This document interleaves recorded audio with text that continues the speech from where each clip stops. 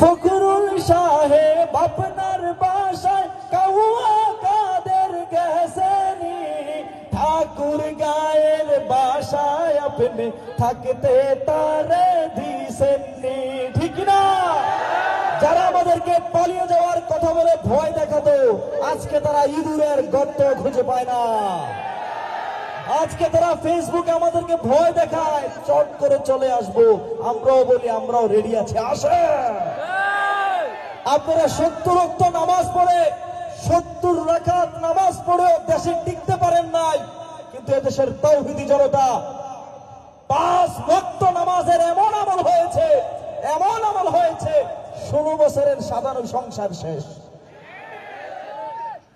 হুমকি দেওয়া হতো আমরা পালিয়ে যাই না, কিন্তু আজকে তাদের কোনো খবর নাই। ফখরুল সাহেব আপনার বাসায় কাউয়া কাদের গেছেনি, ঠাকুর গায়ের বাসায় আপনি থাকতে তারে দিছেননি, তার সাথে যে হিসেব বাকি, তার সাথে যে হিসেব বাকি, কোটি কোটি জনতার পালিয়ে গেছে, পালিয়ে গেছে,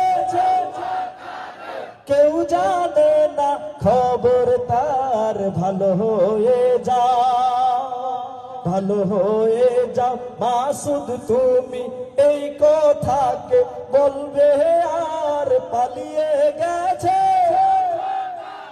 পালিয়ে গেছে কাউয়া কাদের, কেউ জানে না খবর তার, ভালো হয়ে যাও। এদেশের মানুষ আর কখনো আওয়ামী লীগ ফ্যাসিস্টকে কখনো আর সমর্থন করবে? এদেশের সংগ্রামে অংশীদারি হয়েছে 52তে ছাত্র সমাজ, এদেশের সংগ্রামের 69-এর গণ অভ্যুত্থানে অংশীদারিত্ব গ্রহণ করেছে বাংলাদেশের ছাত্র সমাজ, 71-এর স্বাধীনতা সংগ্রামে অংশগ্রহণ করেছে ছাত্র সমাজ।